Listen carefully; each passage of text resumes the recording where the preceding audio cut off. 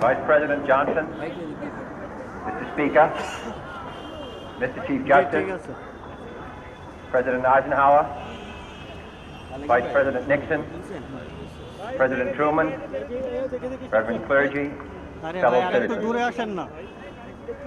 We observe today not a victory of party, but a celebration of freedom, symbolizing an end as well as a beginning, signifying renewal as well as change. For I have sworn before you and Almighty God the same solemn oath our forebears prescribed nearly a century and 3/4 ago. The world is very different now, for man holds in his mortal hand the power to abolish all forms of human poverty and all forms of human life. And yet the same revolutionary beliefs for which our forebears fought are still at issue around the globe. The belief that the rights of man come not from the generosity of the state, but from the hand of God. We dare not forget today that we are the heirs of that first revolution. Let the word go forth from this time and place to friend and foe alike that the torch has been passed to a new generation of Americans born in this century, tempered by war, disciplined by a hard and bitter peace, proud of our ancient heritage, and unwilling to witness or permit the slow undoing of those human rights to which this nation has always been committed and to which we are committed today at home and around the world.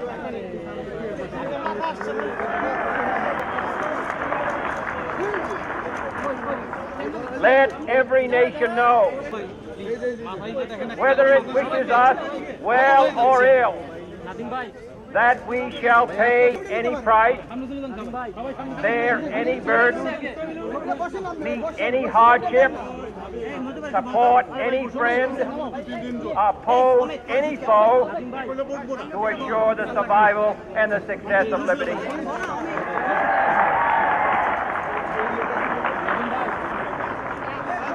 This much we pledge and more. To those old allies whose cultural and spiritual origins we share, we pledge the loyalty of faithful friends. United, there is little we cannot do in a host of cooperative ventures. Divided, there is little we can do, for we dare not meet a powerful challenge at odds and split asunder.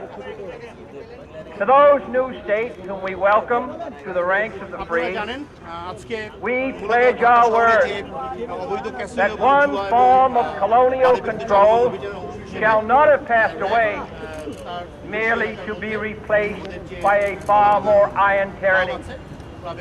We shall not always expect to find them supporting our view, but we shall always hope to find them strongly supporting their own freedom, and to remember that in the past, those who foolishly sought power by riding the back of the tiger ended up inside.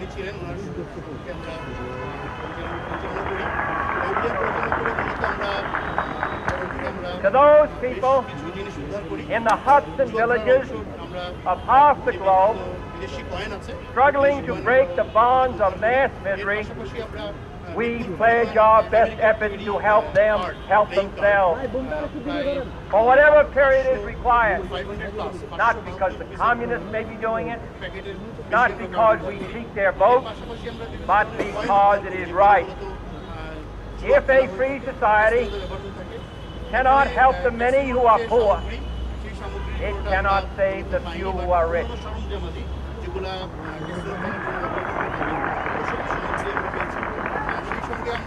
To our sister republic, south of our border, we offer a special pledge to convert our good words into good deeds, in a new alliance for progress, to assist free men and free government in casting off the chains of poverty. But this peaceful revolution of hope cannot become the prey of hostile powers. Let all our neighbors know that we shall join with them to oppose aggression or subversion anywhere in the Americas. And let every other power know that this hemisphere intends to remain the master of its own house. জি জি of course ওনার বিরুদ্ধে আমরা সুনির্দিষ্ট আমাদের জিনিস উদ্ধার করেছি আমরা এটাকে গ্রেফতার to that World Assembly of Sovereign States, the United Nations, সেক্ষেত্রে our last best hope, একাধিক মামলা রুজু করব in an age where the instruments of war have far outpaced the instruments of peace. We renew our pledge of support to prevent it from becoming merely a forum for invective, to strengthen its shield of the new and the weak, and to enlarge the area in which its writ may run. Finally, to those nations who would make themselves our adversary, we offer not a pledge, but a request that both sides begin anew the quest for peace. Before the dark powers of destruction, unleashed by science, engulf all humanity in planned or accidental self-destruction. We dare not tempt them with weakness, for only when our arms are sufficient beyond doubt can we be certain beyond doubt that they will never be employed. But neither can two great and powerful groups of nations take comfort from our present course. Both sides overburdened by the cost of modern weapons, both rightly alarmed by the steady spread of the deadly atom, yet both racing to alter that uncertain balance of terror that stays the hand of mankind's final war.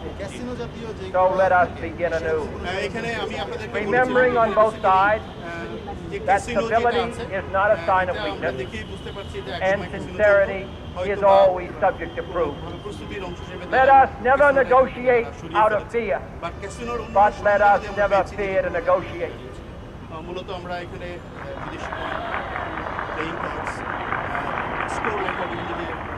Let both sides explore what problems unite us, instead of belaboring those problems which divide us. Let both sides, for the first time, formulate serious and precise proposals for the inspection and control of arms, and bring the absolute power to destroy other nations under the absolute control of all nations.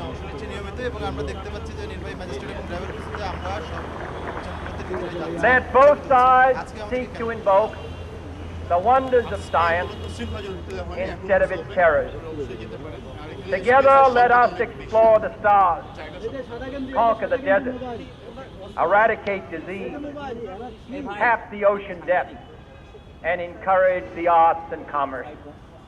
Let both sides unite to heed in all corners of the earth the command of Isaiah to undo the heavy burden and let the oppressed go free.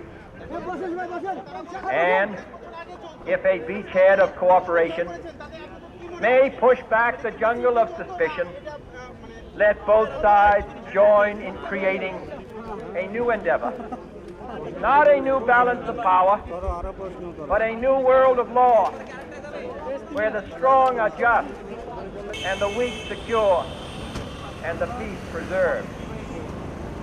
All this will not be finished in the first 100 days, nor will it be finished in the first 1,000 days, nor in the life of this administration. nor even perhaps in our lifetime on this planet. But let us begin.